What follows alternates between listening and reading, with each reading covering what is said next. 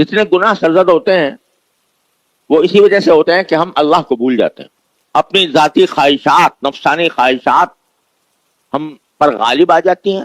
اگر اللہ کی یاد دل میں ہوتی اور اگر اللہ تبارک و تعالیٰ کے سامنے پیش ہونے کا احساس دل میں ہوتا تو پھر کبھی بھی انسان سے گناہ نہ ہوتا.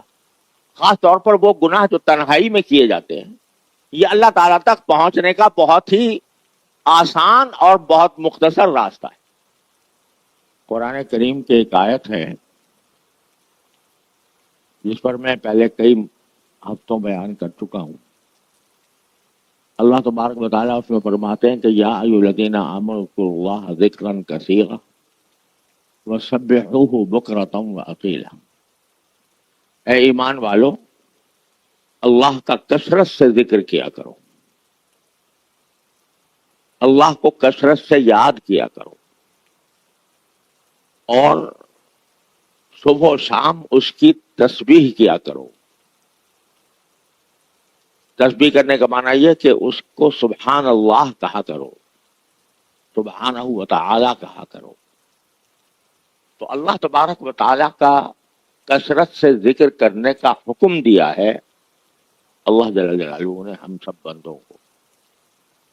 جو ایمان لے آئے ہیں ان سے یہ کہا ہے کہ تم میرا کثرت سے ذکر کرو. اس کی کیا وجہ ہے وہ میں پہلے اس پر تفصیل سے بات کر چکا ہوں. اس میں اللہ تعالیٰ کا کوئی فائدہ نہیں ہے، یہ ہمارے ہی فائدے کے لیے یہ بات کہی گئی ہے. اس لیے کہ انسان سے جتنی غلطیاں گناہ ہوتے ہیں وہ اس وجہ سے ہوتے ہیں کہ اللہ کو بھول جاتا ہے. اگر اللہ تبارک و تعالیٰ کی یاد دل میں ہو اور اس کا ذکر زبان پر ہو تو اس صورت میں انسان کو وہ گناہ کے ارتکاب سے روکتا ہے. جتنے گناہ سرزد ہوتے ہیں وہ اسی وجہ سے ہوتے ہیں کہ ہم اللہ کو بھول جاتے ہیں. اپنی ذاتی خواہشات، نفسانی خواہشات ہم پر غالب آ جاتی ہیں، اور ان کے غالب آنے کی وجہ سے اللہ تبارک و تعالیٰ کی یاد دل سے کم از کم اس وقت ختم ہو جاتی ہے جس وقت میں گناہ کا ارتکاب ہو رہا ہے. کیونکہ اگر اللہ کی یاد دل میں ہوتی اور اگر اللہ تبارک و تعالیٰ کے سامنے پیش ہونے کا احساس دل میں ہوتا کہ مجھے اللہ کے سامنے پیش ہونا ہے اور اس کے اپنے ہر قول و فعل کا مجھے جواب دینا ہے، حساب دینا، تو پھر کبھی بھی انسان سے گناہ نہ ہوتا. خاص طور پر وہ گناہ جو تنہائی میں کیے جاتے ہیں اس کے بارے میں سوچو کہ اگر وہ گناہ جو تم تنہائی میں کر رہے ہو اس وقت تمہارا باپ تمہیں دیکھ رہا ہو، تمہارا استاد تمہیں دیکھ رہا ہو، تمہارا کوئی دوست تمہیں دیکھ رہا ہو، پتا ہے تمہیں کہ مجھے دیکھ رہا ہے، کیا اس وقت وہ گناہ کرو گے؟ نہیں کرو گے، کیونکہ پتا ہے کہ وہ مجھے دیکھ رہا ہے اور میری بدنامی ہو جائے گی ساری دنیا میں. باپ اگر دیکھ رہا ہے تو میری پٹائی کر دے گا، استاد دیکھ رہا ہے تو پٹائی کر دے گا، اور کوئی دوست اگر دیکھ رہا ہے تو ساری دنیا میں مجھے ذلیل کرے گا کہ اس کو میں نے یہ کام کرتے ہوئے دیکھا. تو جب یہ تصور ہوتا ہے تو آدمی گناہ سے بچ جاتا ہے. لیکن وہ علیم و خبیر ذات جو ہر وقت ہر آن تمہیں دیکھ رہی ہے، کوئی لمحہ خالی نہیں ہے جس میں تم اللہ تعالیٰ کی نگاہ میں نہ ہو. ان اللہ بصیر بما تعملون، جو کچھ کرتے ہو اللہ تعالیٰ دیکھ رہا ہے. تو کتنی عجیب بات ہوگی کہ باپ دیکھ رہا ہو تو نہیں کروں گا، استاد دیکھ رہا ہو تو نہیں کروں گا، میرا کوئی دوست دیکھ رہا ہو تو نہیں کروں گا، میرا کوئی بھائی دیکھ رہا ہے تو نہیں کروں گا، اللہ دیکھ رہا ہے تو کروں گا. یہ کیا بات ہوئی؟ یہ اس لیے ہوئی کہ اللہ تبارک و تعالی کی موجودگی کا احساس، اس کی یاد دل میں نہیں آئی، جمی نہیں۔ اگر دل میں جمی ہوتی تو اس طرح باپ کے سامنے یہ کام نہیں کیا جا سکتا تھا، بھائی کے سامنے نہیں کیا جا سکتا تھا، اسی طرح اللہ تعالیٰ کے سامنے بھی نہ کرتا۔ تو معلوم ہوا کہ سارے گناہوں کی جو جڑ ہے وہ یہ ہے کہ اللہ تبارک و تعالیٰ کی موجودگی کا احساس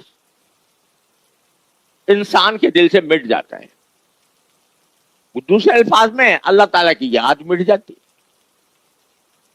اگر انسان کثرت سے ذکر کرتا ہو اور کثرت سے ذکر کرنے کے نتیجے میں اس کی یاد دل میں سما گئی ہو تو پھر گناہ کا اقدام جان بوجھ کر نہیں کرے گا۔ کبھی کسی وقت غلطی ہو گئی تو فوراً پھر اس کو خیال ہوگا کہ تو مجھے اللہ دیکھ رہا ہے، مجھ سے یہ کام غلط سرزد ہو گیا، تو فوراً اسی کی طرف رجوع کرے گا، اسی کی سے گڑ گڑائے گا، معافی مانگے گا، یا اللہ میں اس بہت خطرناک کام کر لیا، میں اپنے آپ کو میں نے تباہ کر لیا، اللہ مجھے معاف کر۔ تو معلوم ہوا کہ اللہ کا ذکر اور اللہ جل جلالہ کی یاد یہ ایسی چیز ہے جو انسانوں کو صحیح رکھتی ہے، سیدھے راستے پر رکھتی ہے۔ یہ یاد مٹ جائے یا اس سے غفلت ہو جائے، مستقل غفلت ہو جائے، تو آدمی راہ راستے ہٹ جاتا ہے۔ اس لیے اللہ تبارک و تعالی نے ہم سے یہ کہا ہے کہ الذین آمنوا اذکروا اللہ ذکرا کثیرا، اے ایمان والو اللہ کا کثرت سے ذکر کیا کرو۔ پچھلے بیانات میں نے یہ بھی بتایا تھا کہ ذکر کرنے کے، کثرت سے ذکر کرنے کے کیا کیا طریقے ہوتے ہیں۔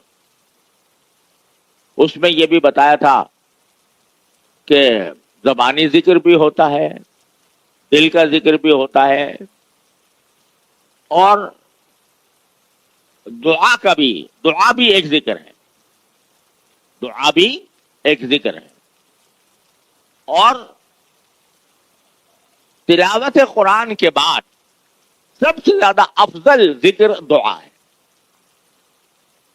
ذکر کی سب سے اعلیٰ اور افضل قسم تو تلاوت قرآن ہے، اس سے بڑھ کر کوئی اور بڑا ذکر نہیں ہے۔ سب سے عظیم ذکر، سب سے زیادہ نافع ذکر، سب سے زیادہ فائدہ مند ذکر کیا ہے؟ تلاوت قرآن۔ جتنا انسان قرآن کریم کے ساتھ لگاؤ پیدا کرے گا، چاہے تلاوت کے ذریعے ہو چاہے اس کو سمجھنے کے ذریعے ہو، اتنا ہی قرآن کریم کے انوار و برکات انسان کے دل میں سمائیں گے۔ تو قرآن کریم سب سے زیادہ افضل ذکر ہے۔ لہذا ایک مسلمان معاشرے کی یہ خصوصیت تھی کہ صبح کو اٹھنے کے بعد کوئی دوسرا کام نہیں کریں گے، سب سے پہلے قرآن کریم کی تلاوت کریں۔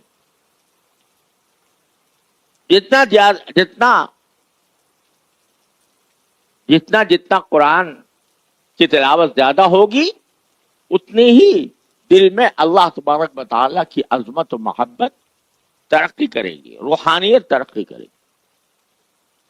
تو سب سے افضل ذکر تو قرآن کریم کی تلاوت ہے، یا قرآن کریم کی تفسیر پڑھنا ہے، اور اس کے بعد دوسرے نمبر پر جو سب سے زیادہ افضل ذکر ہے وہ دعا ہے۔ اللہ تبارک و تعالیٰ سے ہر وقت کچھ نہ کچھ مانگنے کی عادت ڈالنا، چھوٹی سے چھوٹی چیز بھی اللہ تعالیٰ سے مانگے، اپنی ہر چھوٹی بڑی حاجت اللہ تعالیٰ سے مانگے، اور اس مانگنے کا نقد فائدہ تو یہ ہے کہ وہ ثواب مل گیا آپ کو۔ یا اللہ گرمی لگ رہی ہے، گرمی دور کر دیجئے، یا اللہ سردی لگ رہی ہے، سردی کم کر دیجئے، یا اللہ میں کہیں جانا چاہتا ہوں، اچھی سواری مجھے عطا فرما دیجیے، سواری میں بیٹھ گیا ہوں تو یا اللہ مجھے عافیت کے ساتھ منزل تک پہنچا دیجیے، گھر میں داخل ہو رہا ہوں تو یا اللہ میں سب کو عافیت کے ساتھ پاؤں، سامنے کھانا آ گیا ہے تو یا اللہ میں اس کو شکر کے ساتھ کھاؤں، مجھے شکر ادا کرنے کی توفیق عطا فرمائیے۔ ہر چھوٹی بڑی حاجت ہر وقت اللہ سے مانگنے کی عادت۔ رسول کریم سرورت عالم صلی اللہ علیہ وسلم کا ارشاد ہے کہ اگر تمہارے جوتے کا تسمہ بھی ٹوٹ جائے تو اللہ سے مانگو۔ عجیب بات فرمائے، جوتے کا تسمہ ٹوٹ گیا تو کہو کہ یا اللہ میرے جوتے کا تسمہ ٹوٹ گیا ہے، ٹھیک کر دی۔ حالانکہ ظاہر ہے جب جوتے کا تسمہ ٹوٹ گیا تو اس کو جوڑنے کے لیے کوئی فکر کرے گا آدمی؟ خود اگر جانتا ہے جوڑنا خود جوڑے گا، خود نہیں جانتا تو کسی جاننے والے کے پاس جائے گا، اس کو دے گا، موچی کو دے گا کہ بھائی اس کو درست کر دو۔ لیکن رسول کریم صلی اللہ علیہ وسلم فرماتے ہیں کہ پہلا کام یہ کرو کہ اللہ میرا جوتے کا تسمہ ٹوٹ گیا، اس کو ٹھیک کرا دیجیے۔ پہلا کام یہ کیوں؟ اس لیے کہ اگر تم دعا کے بغیر، اللہ سے مانگے بغیر جوتے کا تسمہ ٹھیک کرنے کے لیے خود کوشش کرو تو پتہ نہیں تم سے بنے یا نہ بنے۔ اور اگر تم کسی موچی کی تلاش میں ہو، موچی ملے یا نہ ملے، اور ملے تو تم سے کوئی ایسا مطالبہ کر دے کہ جی میرے پاس تو بہت کام ہے میں نہیں کر سکتا، اور اگر مطالبہ کر دے کہ بھائی چونکہ میرے پاس کام زیادہ ہے لہذا بہت پیسے لوں گا، تم دے نہ سکو، تو سارے جو اسباب ہیں وہ دھرے کے دھرے رہ جائیں گے۔ لیکن جب اللہ سے مانگا کہ یا اللہ اس کو میرا ٹھیک کرا دیجئے، تو اللہ تعالیٰ ہی مسبب الاسباب ہے، وہ اسباب پیدا فرمائے گا۔ لہذا جوتے کا تسمہ ٹوٹنے پر بھی اللہ تبارک و تعالیٰ کو پکارنے کا حکم دیا نبی کریم سرورت عالم صلی اللہ علیہ وسلم۔ یہ بات تو ایک مثال کے طور پر فرما دی نا آپ نے کہ مثال سے تمہارا جوتے کا تسمہ ٹوٹ گیا، کپڑا پھٹ گیا، اس پر بھی یہ صادق آتی ہے، اور کوئی نقصان ہو گیا اس پر بھی بات صادق آتی ہے، یا اللہ میرا نقصان ہو گیا مجھے اس کی تلافی کر دیجیے۔ دعا کا کثرت سے مانگنا اور مانگتے رہنا یہ اللہ تعالیٰ تک پہنچنے کا بہت ہی آسان اور بہت مختصر راستہ ہے۔ جتنا بندہ دعا زیادہ کرے گا اتنا ہی اللہ کا قرب حاصل ہوگا۔ اللہ تبارک و تعالیٰ زیادہ مانگنے سے اکتاتا نہیں ہے کہ بھئی تو ہر وقت مانگتے ہی رہتا ہے۔ اگر فرض کرو دنیا کے اندر کوئی آدمی آپ کے پاس آتا ہے، صبح کو آ کے یہ کہہ رہا ہے میرا یہ کام کر دو، فوراً 1 گھنٹے بعد کہتا ہے یہ کر دو، 1 گھنٹے کے بعد کہتا ہے یہ کر دو، تو بھاگ جاؤ، تو نے سارا اوقات میرے گھیر لیے، ہر وقت سر پہ سوار رہتا ہے۔ لیکن اللہ تبارک و تعالیٰ سے اگر مانگتے رہو مانگتے رہو مانگتے رہو، جتنا چاہو مانگو، وہ کہتے ہیں کہ میں مانگنے پر خوش ہوتا ہوں، بندے کے مانگنے سے میں خوش ہوتا ہوں، اور اتنا خوش ہوتا ہوں کہ بندے کو اپنا قرب عطا کرتا ہوں۔ جتنا مانگو گے اتنا ہی اللہ تعالیٰ کا قرب حاصل ہوگا۔